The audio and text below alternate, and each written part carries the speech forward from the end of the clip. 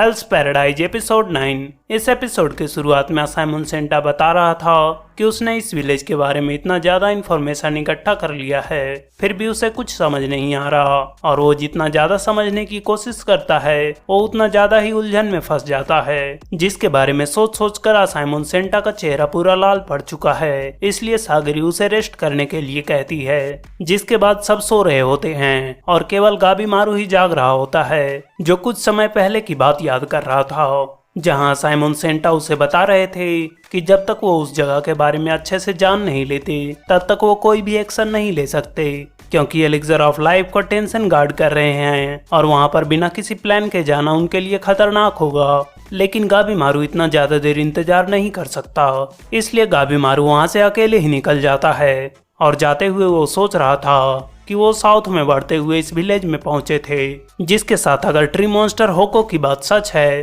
तो वो अगर साउथ में ट्रेवल करता रहेगा तो वो सेंटर रीजन होराई में पहुंच जाएगा, जहां एलिक्सर ऑफ लाइफ है। तभी जाते हुए गाबी मारू को बहुत सारे ट्री मॉन्स्टर्स मिलते हैं जो बिल्कुल भी हिल नहीं रहे थे और किसी चीज से प्रार्थना कर रहे थे। तभी उसे साइमन सेंटा की बात याद आती है, जिस पर गाबी मारू का कहना था कि भले ही सारे असाइमन एक तरह से सोचते हों, लेकिन वो एक क्रिमिनल है और चाहे ये जगह कितनी भी खतरनाक क्यों ना हो, उसे बिना एलिक्सर ऑफ लाइफ के माफी नहीं मिलेगी, इसलिए उसे इस काम को अकेले ही करना होगा। उसी समय उसके पीछे छोटी बच्ची में भी चली आई थी। तभी गाबी मारू को ट्री मॉन्स्टर होको की बात याद आ रही थी, जो उससे कह रहा था कि होराई रीजन अभी भी बहुत ज्यादा खूबसूरत है, जो असली शिनसेंक्यू है, जहां गॉड और हर्मिट्स रहते हैं। इसी बीच गाबी मारू एक गेट के पास पहुंच चुका था, जिसे गाबी मारू खोलने ही वाला था कि तभी उसके पीछे एक टेंशन मॉन्स्टर आ जाता है, जिसे देखते ही गाबी मारू को पता चल जाता है कि वो कोई आम इंसान नहीं है बल्कि एक ताकतवर मॉन्स्टर है। लेकिन वो टेंशन गाबी मारू को वहां से लौट जाने को कह रहा था, क्योंकि वो दूसरे इंसानों से लड़कर थक चुका था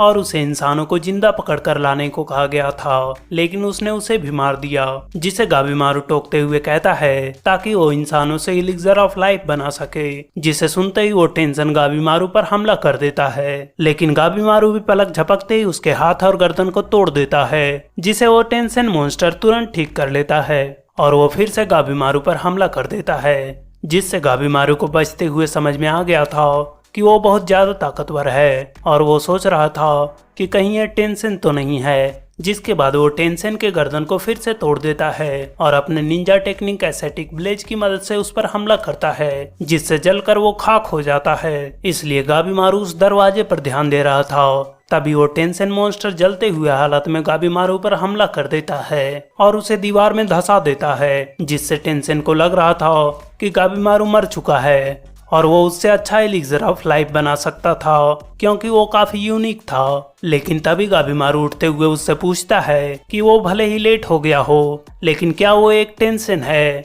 जिसके बाद फिर से दोनों की फाइट शुरू हो जाती है, जहां दोनों ही एक दूसरे को टक्कर दे रहे थे और ऐसा करते हुए गाबी मारू ने उसके हाथ को काट दिया था, जिसे वो तुरंत रिजेनरेट कर लेता है और उससे कह रहा था कि वो बाकी इंसानों से काफी अलग है। जिसके बाद फिर से लड़ते हुए गाबी मारू सोच रहा था कि उस पर कोई भी अटैक काम नहीं करता, इसलिए उसे अपने अटैक्स को प्लान करना होगा। और ऐसा सोचते हुए गाबी मारू एक बार उसके पेट पर हमला कर देता है, जिससे वो खून की उल्टी करता है और फिर से एक लड़की में कन्वर्ट हो जाता है, जिससे वो टेंशन गुस्सा होकर अपने पावर की मदद से विंड पंचेस से गाबी मारू पर हमला करता है, जिससे गाबी मारू काफी घायल हो चुका था। लेकिन गाबी मारू अपनी पत्नी को याद करके टेंशन के विंड पंचेस को फेस करते हुए उस पर फिर से हमला करने लगता है और गाबी मारू उस पर इतनी तेजी से पंचेस बरसाता है कि वो रिजेनरेट भी नहीं कर पाता और गाबी मारू उसके टुकड़े टुकड़े कर देता है। लेकिन गाबी मारू को अभी भी पता था कि वो मरा नहीं है, इसलिए वो उससे एलिक्सर ऑफ लाइफ का पता पूछता है।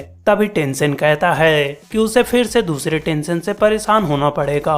और ऐसा कहते हुए वो एक बड़े से फूल में कन्वर्ट हो जाता है और गाबी मारू पर बहुत बड़े इलेक्ट्रिक शॉक से हमला करता है। और जब गाबी मारू दोबारा उठकर उस पर हमला करने जाता है तो वो उसे रोकते हुए फिर से इलेक्ट्रिक शॉक से हमला कर देता है, जिससे गाबी मारू का शरीर भी जवाब दे चुका था। तभी वो टेंशन उस पर टेंटेकल से हमला कर देता है, जिससे गाबी मारू मरने की हालत में पहुंच गया था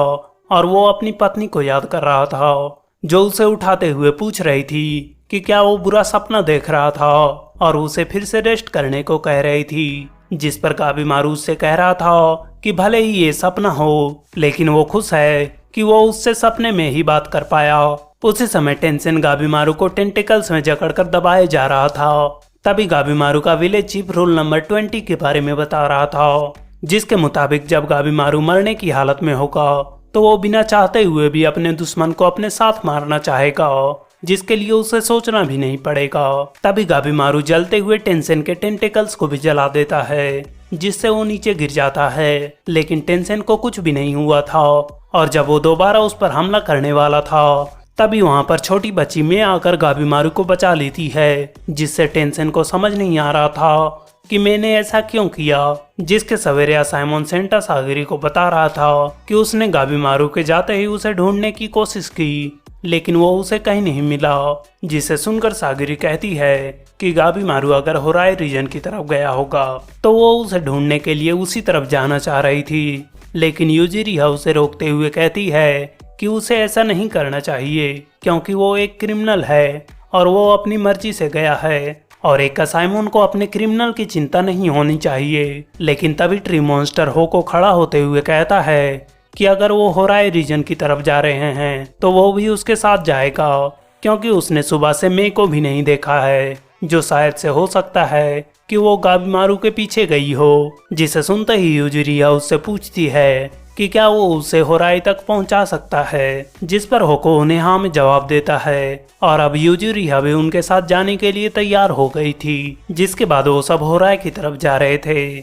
जहां वो सब टेंशन के बारे में जानना चाह रहे थे। तो होको उन्हें बताता है कि टेंशन 7 हर्मिट्स हैं। जिसके बाद ही हम कुछ टेंशन को देखते हैं जो अपने अपीयरेंस के बारे में बात कर रहे थे, जिनमें से कुछ मेल बनना पसंद करते हैं और कुछ फीमेल। लेकिन तभी वहां पर उनका हेड टेंशन आ जाता है, जो उनसे उन आदमियों के बारे में रिपोर्ट तैयार करने को कह रहा था जो उस आइलैंड पर कुछ दिन पहले आए थे। तभी एक टेंशन दूसरे टेंशन पर गुस्सा करने लगता है, क्योंकि उसने बीच पर से कुछ आदमियों को भागने दिया था, और कल रात में गाबीमारू से लड़ते हुए वो बुरी हालत में पहुंच गया था, और ऐसा कहते हुए वो उस पर हमला कर देता है, जिससे उसका सर फट जाता है। लेकिन वो फिर से उसे रिजेनरेट कर लेता है। वहीं हम देखते हैं कि उसका चेहरा बहुत बुरी हालत में है, जो उसके किसी काजी फॉर्म को यूज करने से हुआ था। तभी उनका हेड दूसरे टेंशन को डांटते हुए कहता है कि वो एक फैमिली हैं और उन्हें एक साथ रहना चाहिए। और फिर वो उस टेंशन से पूछता है कि क्या वो जिस आदमी से लड़ा था उसने उसे ठिकाने लगा दिया,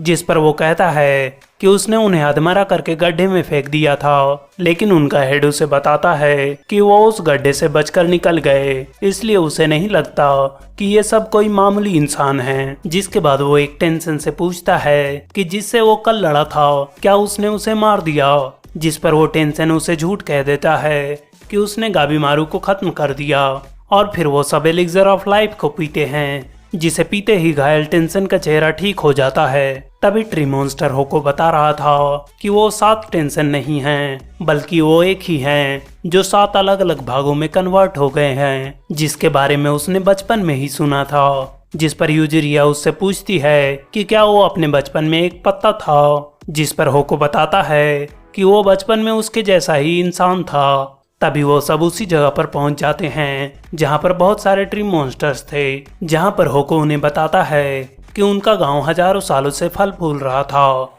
लेकिन फिर अचानक से सब धीरे धीरे पेड़ में बदलने लगे, इसलिए वो सब मरने से पहले पेड़ बन जाते हैं, और वो आखिरी समय में यहाँ पर आकर जम जाते हैं, क्योंकि उनका मानना है कि ऐसा करने से उनका सोल फिर से होराई में लौट पाएगा। और होराई में किन्हें एंट्री मिलेगी ये केवल टेंशन ही डिसाइड करते हैं। जिसके बाद हम गाबीमारू को देखते हैं, जो उठकर टेंशन के बारे में सोच रहा था और कह रहा था कि वो कोई भगवान नहीं है, बल्कि एक मॉन्स्टर है, और अगर वो मॉन्स्टर है तो उसे मारने का कोई ना कोई तो तरीका जरूर होगा। इसलिए उसे मारने के लिए उसे कोई प्लान बनाना होगा, जिसके लिए उसे दूसरे लोगों की मदद भी लेनी पड़ेगी। तभी वहाँ पर एक साइमन और उसका क्रिमिनल आ जाता है, जो गाबीमारू को मारने की बात कर रहा था,